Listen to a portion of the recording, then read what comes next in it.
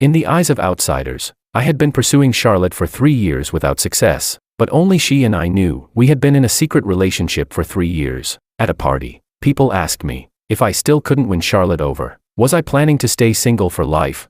Even Charlotte herself chuckled and said, "I know a lot of people. How about I introduce you to a hot girl to have some fun with?" In my previous life, on this very day, I couldn't hold back my anger and publicly revealed our relationship. The transfer student, Claude, walked out without saying a word. Charlotte didn't say anything to my face, but in private, she grew colder and colder toward me. After we got married, I worked tirelessly for her career. When I got into a car accident and was pushed into the operating room, she was in the Maldives with Claude, unwinding. When I was sent to the crematorium, she was in a Michelin restaurant celebrating Claude's birthday. It was then I finally understood, she had never loved me at all. Now, given a second chance at life, I just smiled and said, "No need, I'm already engaged." Chapter 1. The room fell silent. Almost instinctively, everyone turned to look at Charlotte, lounging on the sofa. Her sultry figure stiffened for a second before she let out a derisive laugh. "Perfect. Saves me from having you trailing after me every day, annoying me to death." I gave a faint smile but didn't reply.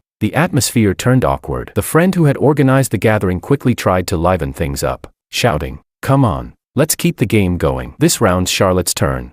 The task is, pick a guy here and kiss him for 30 seconds. It was supposed to be a playful, teasing party game, but the room went quiet again, because there were only 2 men present. One was me, the other was the transfer student, Claude. Everyone knew that from the very first day Claude transferred here, he and I hadn't gotten along. The leading friend gave an awkward chuckle. "Charlotte, maybe just have a drink instead." "No need." Charlotte set down her wine glass without the slightest hesitation, turned, and with one hand grabbed Claude by the collar and kissed him. Claude's eyes widened slightly, but in the next moment, he cupped the back of her head and took control. When the kiss ended, Charlotte sank back into the sofa, her gaze fixed on me. "It's just a game. It's not like I can't afford to lose." Laughter erupted around us, with people chiming in. The friend beside me gave me a sympathetic look. I was just about to say something when the phone in my pocket buzzed. It was a text message. "Did you get home yet?" Seeing that, I stood up from the sofa and addressed the group. "I've got something to take care of, so I'll head out first." Without wasting another second, I left the private room. Chapter 2. I was reborn a month ago. The very first thing I did after coming back was break up with Charlotte and accept my family's arrangement to get engaged to Diana Sue, the famously talented young lady of City A. In my previous life, my family had also arranged for me to be engaged to her, but back then I had been obsessed with Charlotte and flat out refused. Yet when I died on the operating table, Charlotte was traveling the world with Claude. It was Diana who collected my body in the end. I lowered my head and replied to her message, "Not yet. I'm about to head back now. In a few days, it would be Grandpa Sue's birthday tonight." Diana and I had arranged to video call and pick out a gift for him together. A few more vibrations came from my phone. Looking down, I saw they were from Charlotte. "What's wrong? Can't stand being away already. Weren't you acting all bold just now? Lying about being engaged just to get under my skin?" My gaze shifted to the message above those 2, the breakup text I had sent her a month ago, which she had never replied to. I narrowed my eyes slightly and didn't respond,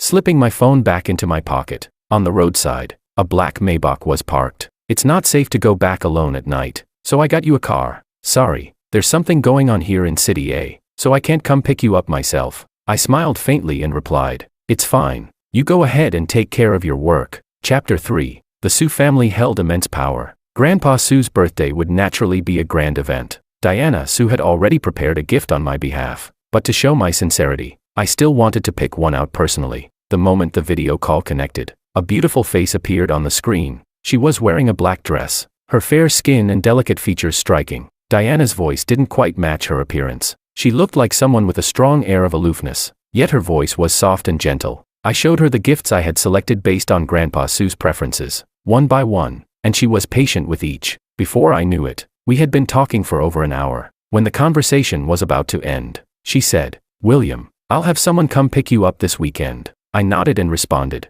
"All right." After hanging up, I went to wash up. When I returned to bed and picked up my phone, I saw a message from a friend. "William, are you okay? The reason I set up today's gathering was to try and match you with Charlotte, but I didn't expect." I sent back a cheerful sticker to show that I really was fine. After thinking for a moment, I added another message. "I really am engaged. From now on, I won't have anything to do with Charlotte." The typing indicator appeared on my friend's side, and after quite a while, he replied, "It's good you've moved on. I curled my lips in a faint smile, exited the chat, and started scrolling through WeChat moments. The newest post was from Charlotte. Let me introduce my new boyfriend. Love him the most. The picture was a selfie of her with Claude. The tone of the caption, along with the emoji, clearly wasn't Charlotte's style. It was almost laughable. During our 3 years together, she had never once let me touch her phone, much less post on her moments from it. But now, it had nothing to do with me anymore. I turned off my phone, and before long, I drifted into sleep. In the middle of my deep slumber, a ringtone startled me awake.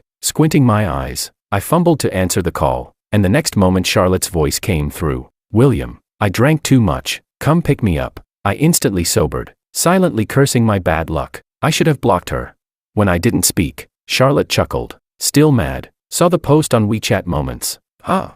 Her tone lifted at the end, carrying a hint of delight. I lost a game. Just messing around. I can delete it in 3 days. I said coldly. It's got nothing to do with me, but for some reason, that only seemed to amuse her more. All right, don't be mad. Tomorrow morning I'll buy you those meat buns from the shop in the east of the city, the ones you love. Save some room. Be good. That last word made my skin crawl. I hung up immediately, blocked her, turned off my phone, and went back to sleep. Chapter 4. The next morning, I arrived in the classroom. Claude was sitting at his desk, eating breakfast. When he saw me, he curled his lips into a faint smile and said to Charlotte, who was lying on the desk sleeping, Charlotte, thanks for going all the way to the east side of the city this morning to buy me meat buns. I'm really happy. Charlotte lifted her eyelids. As long as you like. She didn't finish her sentence because the moment she saw me, she stopped abruptly. Without looking at either of them, I walked straight past and sat down at my seat to start reading. It wasn't until the break, when I went to the restroom, that Charlotte blocked me against the wall.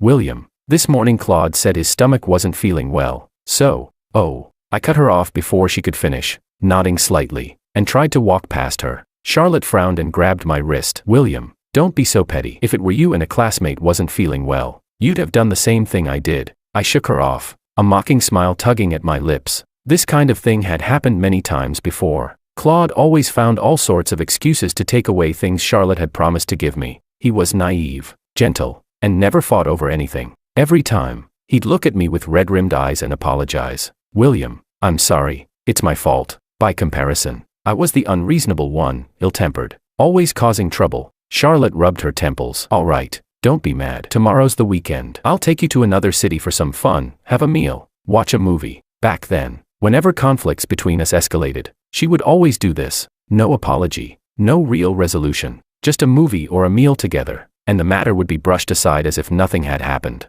I ignored her and walked away. Chapter 5. The next morning, when I woke up, the Sue family's car was already waiting downstairs. I was slightly surprised, since they hadn't even tried to wake me up. I was about to say something when I received a text from Charlotte. It was from a new number. William, I've got something to do this weekend, so I can't go to the movies with you. Be good, take care of yourself, and make sure you eat well. If I find out you're misbehaving, I'll spank you, and bring your wife's number back. Her words made my stomach turn, and I nearly threw up. First thing in the morning, and she was already bringing bad luck.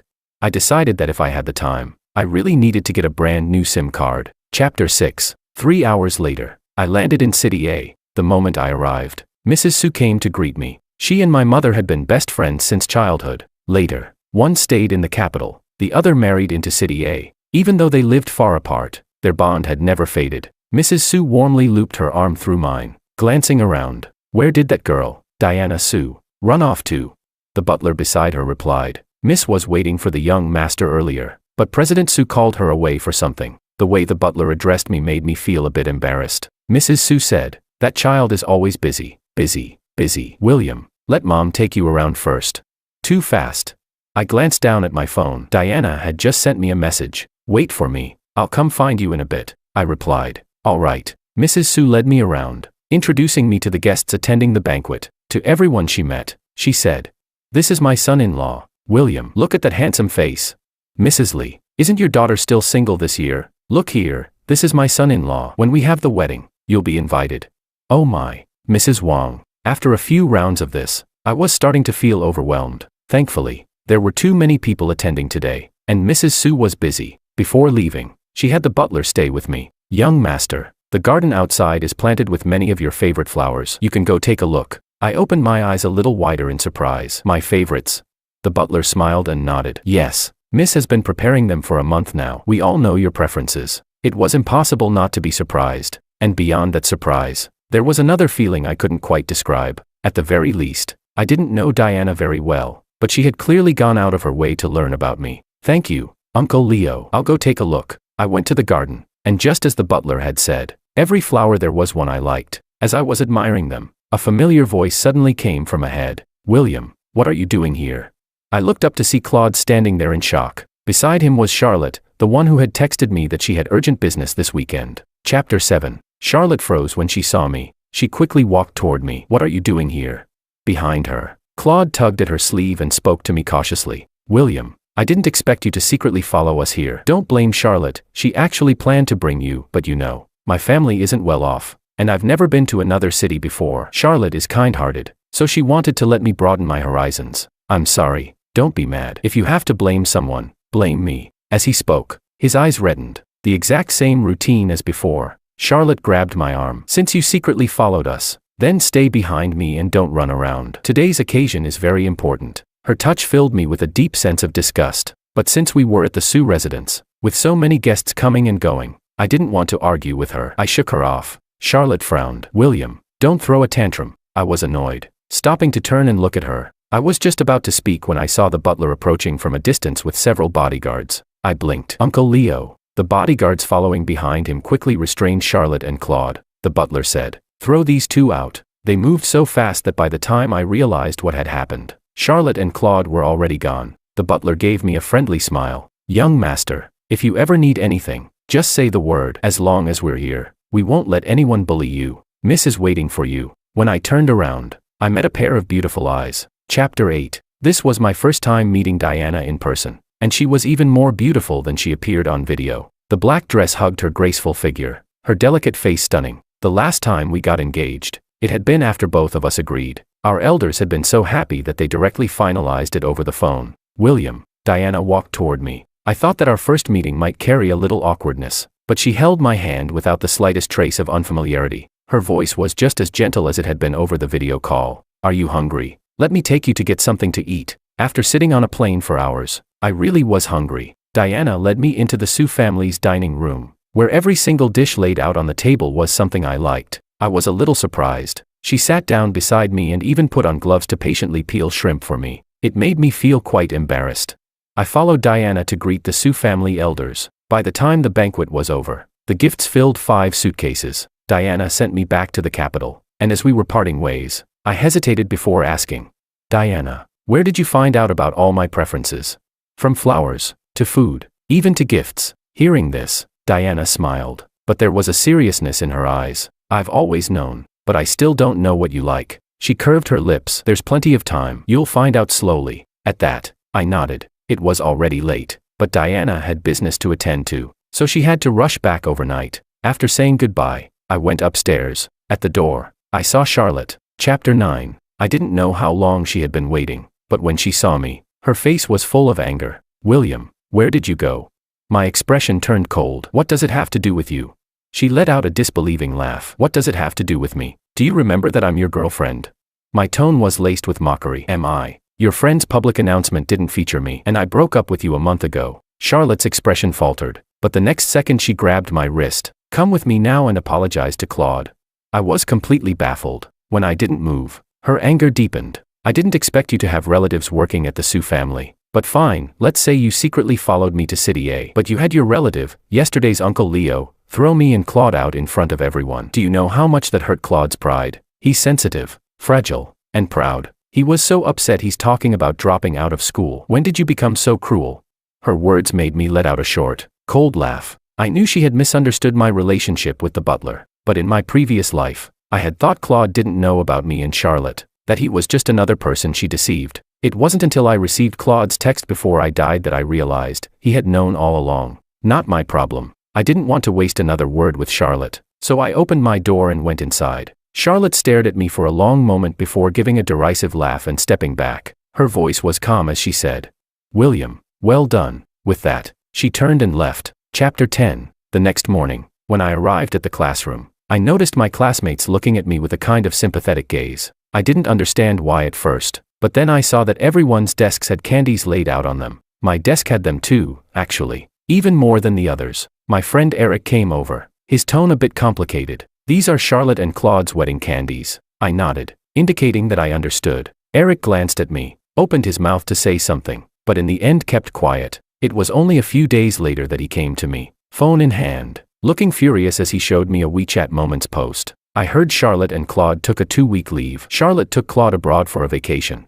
The photo was of Charlotte and Claude together. Claude had his arm wrapped around Charlotte's waist, grinning happily, while Charlotte's hand rested on top of his head. Eric, indignant on my behalf, said, "You chased Charlotte for 3 years without success, and Claude transfers here for 2 months and then..." I kept my eyes on the book in front of me without looking up. "I've said it many times, it has nothing to do with me anymore." Eric sighed at that. "Forget it. I guess you two just aren't fated to be." Then he patted my shoulder. "How about a get-together after school tonight? I booked a private room at Nightlight Club." I didn't refuse, just nodded. Chapter 11. Eric skipped a class and went there early. I waited until school ended before heading over. When I arrived, there were already people sitting in the private room. In the innermost seat sat Charlotte and Claude. Eric got to me first, grabbing my arm and pulling me inside with a shout. "Charlotte, look who's here." My face darkened. Charlotte leaned back on the sofa, let out a mocking laugh, and looked at me with a half-smile. I turned to look at Eric. His expression was evasive, but he still urged me. "William, sit next to Charlotte, there's a seat there." I didn't say anything. I just looked at him quietly. Eric and I had known each other since our first day at school. We often attended classes together, ate together, and even traveled during breaks. I had truly treated him like a brother. Charlotte stood up from the sofa, naturally looping her arm through Claude's as she lifted her chin toward him. "Let's go. Didn't you say you wanted dessert from C's tonight? I'll take you there now." Claude's cheeks turned red, and he nodded. As they walked past me, Claude glanced back and gave me a smug smile. Eric saw it too. He was furious. "William, did you see that? How arrogant he is." I didn't respond, only looked at him calmly. Eric pressed his lips together. "William, I really can't stand Claude." "Of course. Mostly I just feel bad for you. How can he swoop in and take your place like that?" I said. "Don't have any more contact with me from now on." Chapter 12. When I walked out of the club, Charlotte was standing alone by the entrance, leaning against the doorframe with her bag in hand. Seeing me, she crossed her arms over her chest, blocking my path, a smile playing on her lips. "This time you held out quite a while, broke your own record. But what's this? Getting thinner-skinned now. You don't come looking for me yourself, so you use your friend instead." Over the past 3 years, Charlotte and I had had our cold wars, but every time, she was the one giving me the silent treatment, and I could never hold out more than a few days before lowering my head and asking for peace. Charlotte smiled, reaching out as if to hook her arm through mine. "All right, I'm guessing you've spent this past half-month reflecting and realized you were in the wrong." I was about to sidestep her, but her hand froze in midair first, because Claude had appeared not far away, carrying desserts. He didn't say a word, just stood there quietly, the corners of his eyes tinged red. Charlotte glanced at me, then at him, and finally lowered her hand. "William, go back first. I'll come find you tonight." With that, she turned and walked toward Claude. Chapter 13. Claude handed the desserts to Charlotte, his voice slightly choked. "Charlotte, do you want to eat this?" Normally, Charlotte would have smiled and told Claude to feed her, but thinking of having just seen William, Charlotte said, "Not right now, Claude. I'm going to delete the post on WeChat Moments." Since William had taken the initiative to back down, Charlotte felt she ought to give him some response. After all, William was the boyfriend she had been with for 3 years. Claude's voice trembled, but he still said, "All right." Then he added, "Charlotte, it's getting late. I'm worried it's not safe for you to go home alone. Can you walk me back?"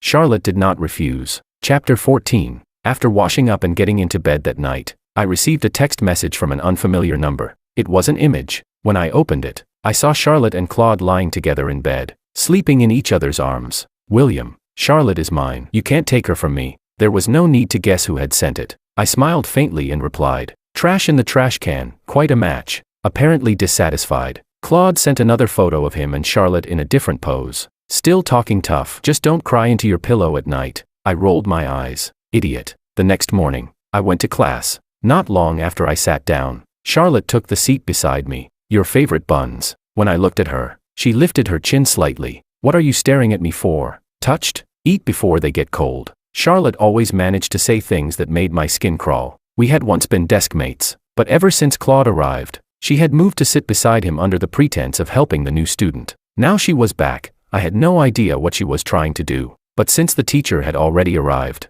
I didn't want to argue and disrupt the class, so I held back. After class, I went to the teacher to request a seat change. After school, Charlotte blocked me at the school gate, frowning. "William, what are you doing? Why did you change seats?" I looked at her calmly. "Because I wanted to." "No reason." Charlotte stared at my face, then let out a laugh. "All right, don't sulk anymore. I was going to come see you last night, but it got late and I didn't want to wake you if you were asleep." She then pulled out her phone and handed it to me, speaking as if expecting praise. "Look, I deleted everything from WeChat moments. From now on, if you want to check my phone, you can check it anytime." "Okay, She suddenly leaned closer, lowering her voice, and ended her words with a teasing lilt. I couldn't hold back the nausea and took a step back, vomiting right there in front of her. Charlotte's expression darkened. "William."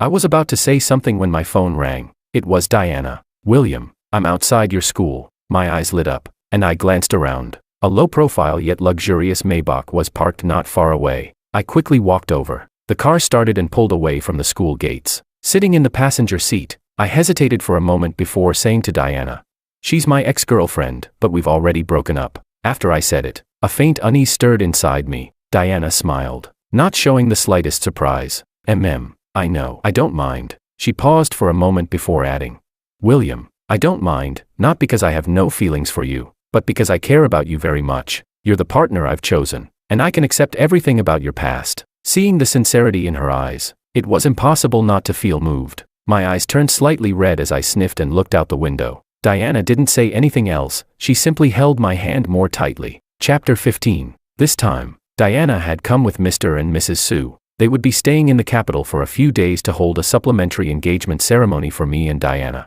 The two families had agreed, the engagement would be in the capital, and the wedding in City A. Diana was now picking me up to go to the restaurant, where our elders were already waiting. When we arrived and got out of the car, I glanced at my phone and saw dozens of messages and missed calls. My brows furrowed. This was my new number. All of them were from Charlotte. "William, whose car did you get into?" "William, answer the phone. Don't make me angry." "William." Charlotte called again. I hit decline, then blocked her and set my phone to silence calls from unfamiliar numbers. Diana waited patiently by my side. When I finished, she took my hand gently. "Let's go." Chapter 16. I'm not fond of noisy gatherings, but for the engagement, the elders from both families sat together. After the meal, Mr. and Mrs. Sue returned first, leaving Diana in the capital to spend a few days with me. While we were talking, I received several WeChat messages from friends and classmates. "William, didn't expect you to be hiding something this big. You've been with Charlotte all along. Wow. I thought you were just a simp chasing her all this time, but turns out you already conquered her ages ago.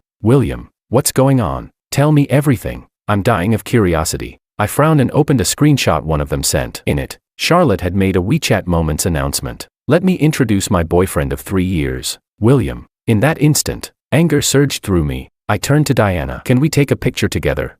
Without a word, Diana put her arm around my shoulders, took my phone, and snapped a photo. I posted that picture on my own WeChat Moments. The next second, my moments exploded. Friends flooded in with questions, asking what had happened and what was going on. In the comments section, I posted a photo from a few months ago, when I had broken up with Charlotte. Chapter 17. When Diana and I returned home, we ran into Charlotte at the door. Her eyes were bloodshot, her fists clenched, and she stared at me in disbelief. "William, how could you do this to me?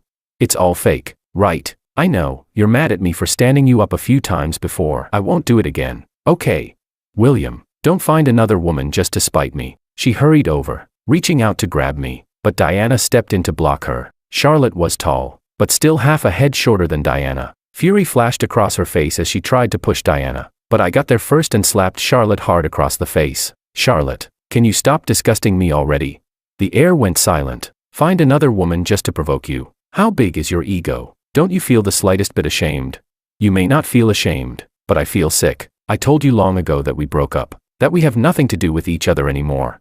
I'm already engaged, don't come bothering me again."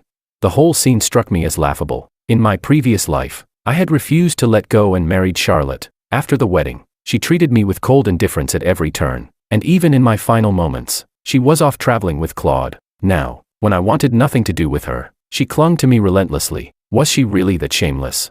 Charlotte stood frozen in place, saying nothing, but her feet didn't move as she watched Diana and me walk inside. In that moment, she realized I wasn't joking. Something had been lost, forever. Chapter 18. The next few days happened to be a holiday. and Diana and I spent them traveling. When we came back, I heard some news from a friend. Charlotte and Claude were engaged. That's good. In my previous life, Charlotte had always wanted to be with Claude, but because of me, they could never openly be together. This time around, they had gotten what they wanted. You don't know, they made a total fool of themselves.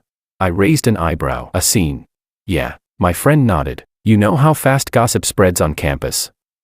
Someone dug up that during the time you were with Charlotte, she went out with Claude multiple times and did all sorts of ambiguous things. To clear her name with Claude, Charlotte came out to clarify that they were just friends, and that the earlier stuff was just because she lost a game. TSK. My friend curled his lip. What kind of friends hug, cuddle, and go on overseas trips together? Just the two of them. Oh wait, there's a kind, boyfriend and girlfriend. I chuckled. Charlotte really is a piece of work, but Claude is something else too. On the surface, he backed up Charlotte's words, publicly claiming they were just friends, but then he turned around and took those bed photos straight to the Lee family. I remembered how Claude had sent me those pictures of him and Charlotte sleeping together, holding each other in bed, and how Charlotte had been able to act like nothing had happened the very next day, wanting to reconcile with me. It made me feel even more disgusted by her. My friend nodded. Naturally, the Lee family couldn't let such a scandal get out, so they immediately arranged for Charlotte and Claude to get engaged. In the end, my friend added with relief, good thing you were smart enough to break up with her, even back when you liked her. I wanted to tell you, Charlotte never looked like the kind of person who takes relationships seriously. She's not the marrying type. Smart. It was a lesson paid for with a lifetime, because I had already died once. Chapter 19. In the days that followed, I was busy with graduation and preparing for the postgraduate entrance exams, but every weekend, Diana would come to see me. It just so happened that one of those days was my birthday, a fact I had even forgotten myself. Yet Diana appeared in front of me holding a birthday cake and a bouquet of flowers, but I was sure I had never told her about it. How do you know so much about me? Diana chuckled softly. Maybe it's because we're connected by fate. Is that so? I remained skeptical, but in private, I went to Mrs. Sue to learn more about Diana. Mrs. Sue told me that I had actually met Diana when I was little. I was shocked. When? How did I not know?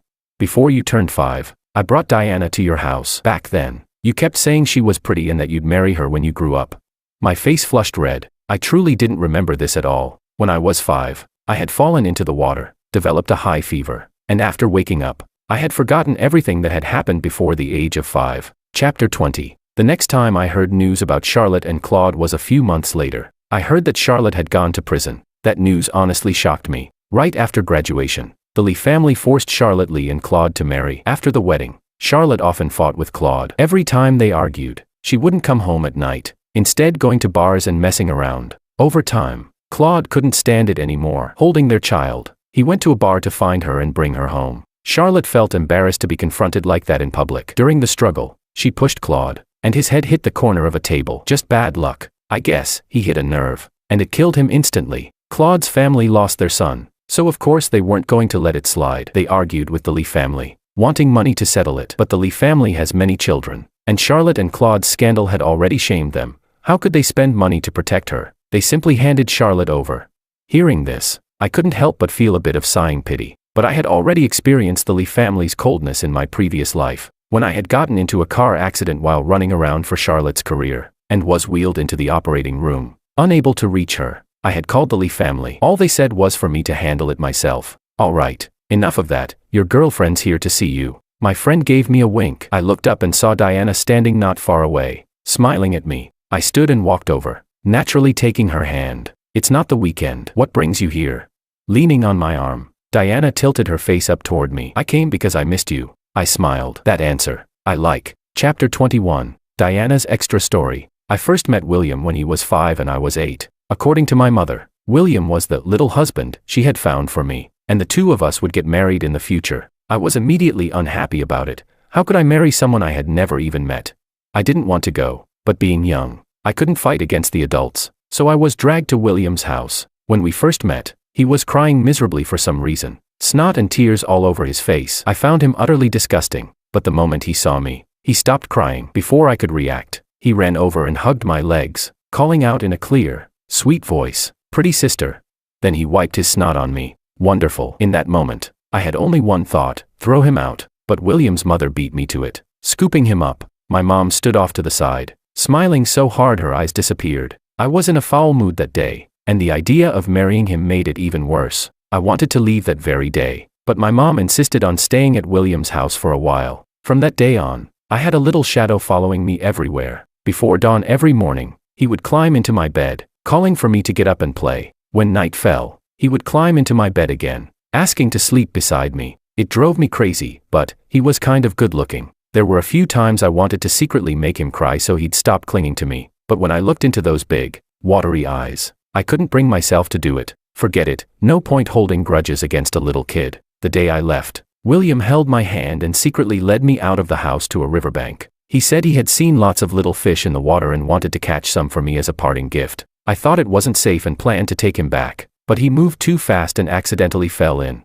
I panicked and, without thinking, jumped in after him, pushing him to shore. But I was still young myself. After getting him out, I was too exhausted to climb up and was swept away by the current. When I woke again, I was in a hospital bed. My mom was crying beside me, and my dad asked why I had gone to the river. I thought for a moment, then said it was my idea to catch fish and take William there. That day, I was whipped dozens of times with a belt, beaten so badly I couldn't get out of bed for nearly a month. From then on, I held a grudge against William in my heart. I swore that if I ever married him, I'd make sure to bully him back.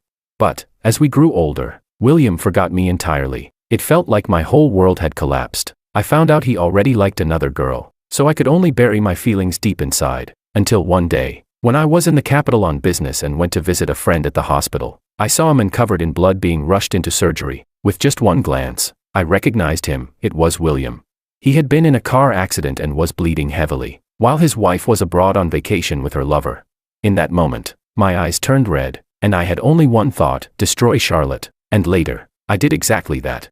Until I opened my eyes again and found that I had been reborn. Memories intact. Reborn to a time when he hadn't yet married, when everything could still be changed. This time, I still asked my parents to arrange a marriage for us, but I refused to just wait and do nothing like in my previous life. Just as I was about to take the initiative, I got my answer. William agreed. I knew then, I wasn't the only one who had been reborn.